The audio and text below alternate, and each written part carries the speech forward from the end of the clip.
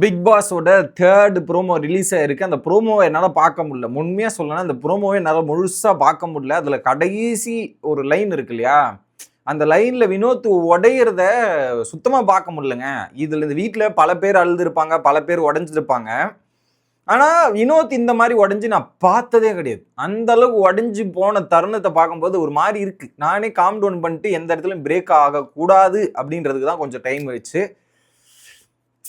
எதுக்கியா அப்படின்ற மாதிரி தான் இருக்கு. என்ன சொல்றது, ஒன்றும் சொல்றதுக்கு இல்லை. பட் அவருக்கு அந்த டபுள் மைண்ட் இருந்துகிட்டே இருந்திருக்குங்க. கிளியரா எனக்கு தெரிஞ்சிச்சு, அந்த டபுள் மைண்டு கிளியராகவே இருந்துட்டு இருக்கார் அப்படின்றது தான்.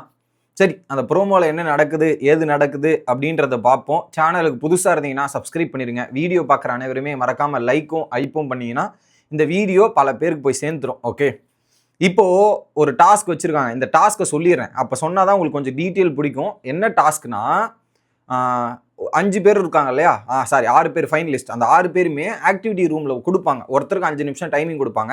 அந்த 5 நிமிஷம் வந்து உங்களுக்கு ஏற்பட்ட துன்பங்கள், துயரங்கள், கஷ்டங்கள் இது எல்லாத்தையும் சொன்னீங்கன்னா அந்த பணம் வந்து கொட்டும். அதில் ஒருத்தருக்கு 1 லட்ச ரூபா வரும். அதில் எந்த அளவுக்கு சொல்கிறீங்களோ அந்த அளவுக்கு அமௌண்ட் வரும்ன்றது தான் பாயிண்ட்டு. இதில் 5 லட்ச ரூபா ஜெயிச்சிருக்காங்க போல. ஓகே, ஒரு 5 லட்ச ரூபா ஜெயிச்சிருக்காங்க போல இருக்கு. ஓகே, 5 லட்ச ரூபா ஜெயிச்சு அந்த பணப்பொட்டியில் ஆட் ஆயிருக்கு. ஆட் ஆகிட்டு இருக்கும்போது ஒரு பக்கம் கார்டன் ஏரியாவில் அந்த பணப்பொட்டியில் பணத்தை போட்டிருக்காங்க. அங்கே அரோரா இருக்காங்க, விக்ரம் இருக்காங்க, திவ்யா இருக்காங்க, அப்புறம் பார்த்தீங்கன்னா வினோத், வாட்டர்மிலான், இன்னொருத்தர் பிரவீன், இவங்கெல்லாம் நின்றுட்டு இருக்காங்க. அரோரா என்ன பண்ணுறாங்கன்னா, அந்த பணப்பொட்டி இதுகிட்ட முத்தம் கொடுக்கவா அப்படின்ற மாதிரி முத்தம் கொடுக்குற மாதிரி சில விஷயங்கள்லாம் அங்கே வந்து வெறுப்பேற்றிட்டு இருக்காங்க. யாருன்னா கானா வினோத் அங்கே இருக்கிறது யார் ஃபைனலிஸ்ட்ல, கானா வினோத், திவ்யா, விக்ரம், அரோரா 4 பேர் அங்கே வெறுப்பேற்றிட்டு இருக்காங்க. அரோரா இதை ஏன் பண்ணாங்கன்னு எனக்கு தெரியல. வெறுப்பேற்றிட்டு இருக்காங்க, எடுக்குவான்ட்டு. வெறுப்பேற்றிட்டு இருக்கும்போது பார்த்தீங்கன்னா அப்போ திவ்யா சொல்கிறாங்க, அவள் எடுக்க மாட்டா ஷுவர். எப்படி அவள் எடுக்க மாட்டா ஷுவர் அப்படின்றத திவ்யா சொல்கிறாங்க. இப்போ இதுக்கு முன்னாடி என்ன நடந்திருக்குன்னு எனக்கு தெரியல. இப்போ அங்கே நிற்கிறது யாரு? ஸோ திவ்யா வந்து அவள் எடுக்க மாட்டான்னு சொல்கிறான். ஒன்று அங்கே கானா வினோத் இருக்காரு, இன்னொரு பக்கம் வந்து பார்த்தீங்கன்னா 2 பேருமே பிளேட்டில் சாப்பிட்டுட்டு இருக்காங்க. விக்ரமும் கானா வினோத்தும் 2 பேருமே பிளேட்டில் சாப்பிட்டுட்டு இருக்காங்க. கரெக்டாக சாப்பிட்டுட்டு இருக்காங்க.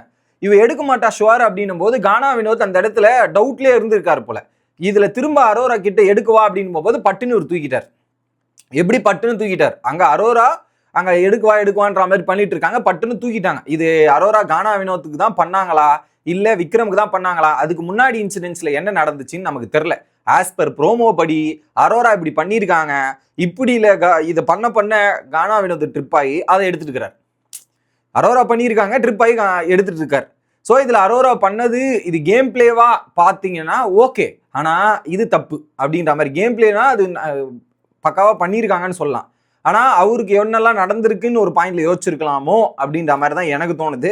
So it is not acceptable for me அப்படின்றத இங்கே சொல்லிக்கிறேன். அவங்க என்ன பண்ணாங்க அதுக்கு முன்னாடி என்ன தான், பட் இது எனக்கு விருப்பம் இல்லை அப்படின்றத நான் இங்கே பதிவு பண்ணிக்கிறேன். I am not interested in this.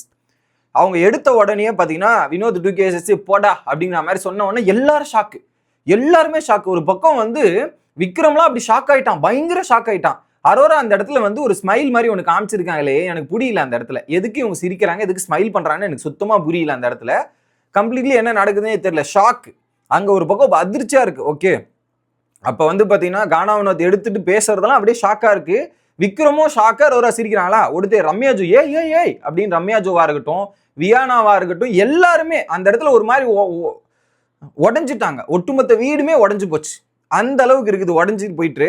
அப்ப சொல்றாரு, நான் பட்ட கஷ்டத்துக்கு இது போதும்டா, எனக்கு 1 கோடி ரூபாய் மாதிரி. இது எப்படி அந்த டைலாக் கேளுங்க, நான் பட்ட கஷ்டத்துக்கு இது போதும், இது 1 கோடி ரூபாய் மாதிரின்னு. Literally giving slab to every one. நான் பட்ட கஷ்டத்துக்கு இதுக்கு போதும்ன்ற மாதிரி ஸ்லாப் கொடுத்துருக்காரு எல்லாருக்கும். வீட்டில் இருக்கிற அந்த ஃபைனலிஸ்ட்ல இருந்து எல்லாருக்கும் ஸ்லாப் கொடுத்த மாதிரி தான் அந்த பதில் இருந்தது. அப்படிதான் இருந்துச்சு எனக்கு. ஓகே, அதில் குறிப்பாக வந்து ரம்யா இவங்கெல்லாம் போயிட்டு அவரை கன்சோல் பண்ணுறதா இருக்கட்டும். திவ்யா வந்து நீங்கள் அழக்கூடாதுன்னுன்ற மாதிரி திவ்யா சொல்லும்போது அது ஒரு மாதிரி அந்த டைலாக் நம்மளே பிரேக் பண்ணுது. அவர் அந்த இடத்த அந்த விஷுவல்ஸை பார்த்துக்கிட்டு திவ்யா சொல்லும்போது நமக்கு ஒரு மாதிரி ஆகுது. அந்த மாதிரி தான் ஒரு செக்மெண்ட் அங்கே இருக்குது. ஸோ அது வந்து அந்த ஒரு சீன் ஹார்ட் பிரேக்கிங்காக இருந்துச்சு. ஓகே, வியானா நீங்கள் வான் பண்ணிட்டீங்க. வியானாவாக இருக்கட்டும், கெமி ஆள்றதா இருக்கட்டும், கூட்டு போய் உள்ள சபரி முத்தம் கொடுக்குறதா, it was totally emotional moment. So நான் லைவ் பார்க்கும்போது அழக்கூடாதுன்னு நினைக்கிறேன். ஏன்னா லாஸ்ட் சீசன் இப்படி தான் ஜாக்லின் என்னை எவிக்ட் ஆகும்போது ஹெவியாக உடஞ்சிருச்சு. இந்த வாட்டி லைவ் பார்க்கும்போது இது உடைகிறதெல்லாம் பிரேக் ஆகக்கூடாதுன்ற நினப்போடையே லைவை பார்க்கணும்னு நினைக்கிறேன். அது ஒரு மாதிரி இருக்கு. அப்போ சொன்னார் பிக் பாஸ் ஒரு டயலாக் சொன்னார், யார் என்ன சொன்னாலுமே வெல் பிளேடு, எப்படி யார் என்ன சொன்னாலும் வெல் பிளேடு வினோத் அப்படின்றத சொல்லி முடிச்சாரு. உடனே லவ் யூ அப்படின்னும் போது உடஞ்சிட்டாருங்க. வெல் பிளேடுன்னு சொன்னதுக்கு அப்புறம் லவ் யூ என்னும் போது கானா வினோத் உடஞ்சாரு பாருங்க. அது ஒரு மாதிரி இருக்கு அந்த விஷுவல்ஸை, எனக்கு அதை ஜீர்ணிக்க முடியல. உடனே ஒடிஞ்சு போயிட்டாரு. உடனே லவ் யூ வினோத்ன்ற மாதிரி பிக் பாஸ் சொல்லிட்டு பல லட்சங்கள் கோடியா மாற வாழ்த்துக்கள், ரொம்ப தூரம் இல்ல, பல லட்சங்கள் பல கோடியா மாறதுக்கு ரொம்ப தூரம் இல்ல அப்படின்ற மாதிரி பிக் பாஸ் வாழ்த்துன தருணம் அப்படியே விழுந்துட்டாருங்க. அப்படியே அழுதுட்டு கண் கலங்கிட்டு அப்படியே தரையில விழுறாரு. It was very very shocking, very very very very very shocking. இருந்திருக்கலாமோ அப்படின்றது தான் கொஞ்சம் அவருக்கு அந்த அந்த அந்த டபுள் மைண்ட்லயே இருந்து ஒரு முடிவு எடுத்துட்டார். ரொம்ப ரொம்ப வருத்தமாக இருக்கிறது ஐயா. என்ன சொல்றதுனே தெரியல மக்களே. உங்களோட கருத்துக்களை கமெண்ட் செக்ஷன்ல சொல்லுங்க. வீடியோ லைவ்ல டாஸ்க் ஸ்டார்ட் ஆயிடுச்சு, நானும் டாஸ்க் பார்க்க போனோம். Bye guys.